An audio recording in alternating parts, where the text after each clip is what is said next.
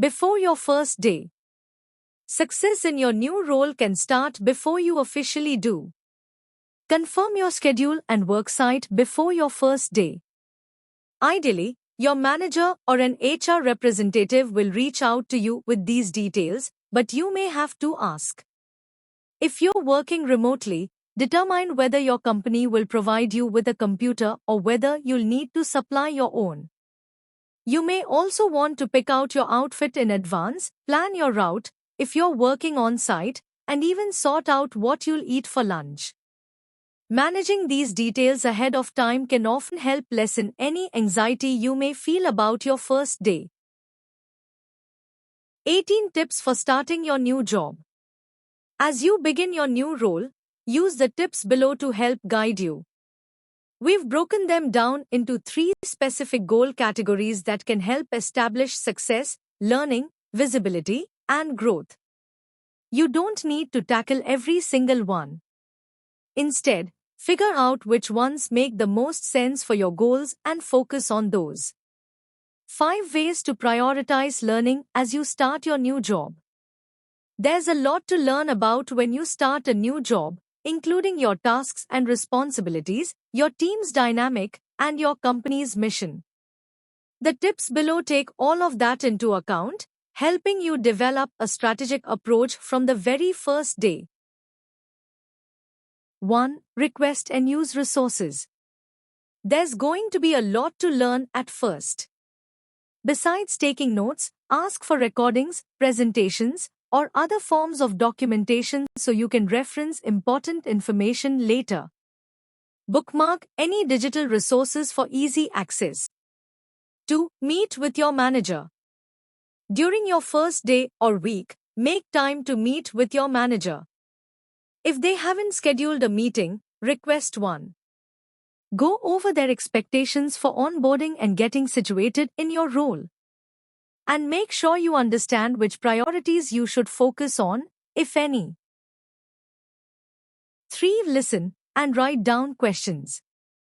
At first, try to absorb what you can by listening more than speaking and observing what you can. Doing both will likely create questions. Keep a running list of them so when you meet with your manager or team, you can go over everything at once and get answers. 4. Review the tools at hand. Your company will likely give you access to certain tools or software necessary to your job function. Review those programs, starting with the most important. If you don't know how to use one, ask if the company offers any internal training sessions or identify resources to help you figure out what you need to know. 5. Look at the organization structure. It can help to know how things are organized at your company. Most companies keep an organization chart, org chart, available for internal use, though you may find similar information on a website. If not, ask your manager about the important people you need to know in your department and others. 4 ways to be more visible as you start your new job. A job isn't just about what you do. It's also about who you are, how you show up, and the connections you make. While it might not always seem important to network and be visible, doing both can have a positive impact. 1. Introduce yourself to your team. Your manager or someone in HR may make introductions on your first day, either by walking you around the office or sending out an email. If not, make a point to connect with your immediate team members. Share a little bit about yourself so you can start building personal relationships with your peers. You're there to work, but you can, and should, develop relationships for support and networking. 2. Fill out any profile information to increase visibility. Whether remote or in person, companies increasingly rely on an array of digital tools, such as Slack, to connect employees. Set aside time during your first week to fill out any profiles, add your email signature, and take other steps that will help make you more visible both internally and externally. 3. Begin introducing yourself to other teams and employees. You should meet your immediate team members over the course of your first or second day. But, if possible, try to introduce yourself to other company employees or teams once you feel more settled in your role. If you work in an office, ask your manager about the other departments your team works with most frequently and reach out to them via email. If you work remotely, introduce yourself via email or Slack. 4. Connect with employee resource groups, ERGs. Employee resource groups, ERGs, help connect employees interested in the same topic or who share a similar identity. If your company offers ERGs, or if there's a professional group available to join, make an effort to take part where you can. Doing so can help you meet employees outside of your team, feel more connected to others, and grow in ways outside of your immediate role. 5 ways to grow as you start your new job.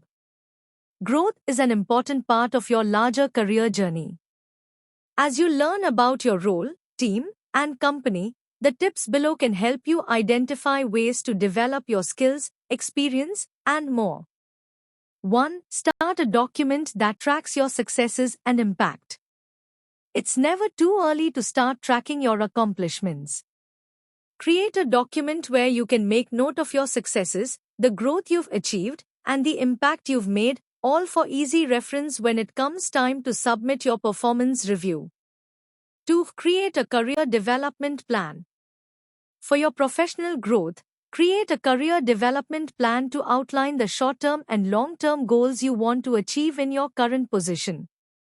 Short-term goals may be things like learning new tools, while long-term goals may be to take on more responsibility in a new area. 3. Share your ideas. It's important to listen when you first start your role, as we mentioned above, but eventually, you will naturally have ideas to contribute to your work's or team's success. Don't wait to be invited to share what you have. Speak up in meetings or, if that feels uncomfortable, speak with your manager privately. 4. Establish check-ins with your manager. You should have a regular check-in with your manager to discuss your work, your accomplishments, and any areas you may need some extra help. These can be weekly, bi-weekly, or monthly, but it's important that they be consistent so you can receive regular feedback to continue growing. 5. Explore professional development opportunities. Your company may offer professional development opportunities. Ask your manager or an HR representative about resources such as taking a course, attending a conference, or partnering with a mentor. 4 additional tips for starting a new job. Beyond learning, visibility, and growth, the tips below may be useful in your first month at a new job. Reflect on how you want to show up in your new role and on your new team. 1. Ask for help. There's going to be a lot to learn as you get started in your new role. Don't be afraid to ask for help, either from a coworker, manager, or someone else. It shows that you're proactive and communicate effectively. 2. Refine your habits. A new job offers a chance to refine your habits by leaving behind what wasn't working for you and establishing a modified routine that does. Spend time reflecting on your habits, such as time management, and identify ways to improve anything that will help you be more successful. 3. Participate where you can, but don't overcommit yourself. Depending on your company, there may be opportunities for meetings outside of your typical work parameters, such as lunch and learns or even happy hour events. Participate where you can, but don't feel as though you need to attend everything. Strike a balance between attending additional meetings or events that will help you achieve the categories above: learning, visibility, and growth. 4. Set boundaries. Establish your boundaries early in your role. Do you need to close your door while concentrating on an intensive task? Do you prefer to wait until the next workday to answer emails that come in overnight? Identify what you need to establish a healthy work-life balance and make it clear to your team.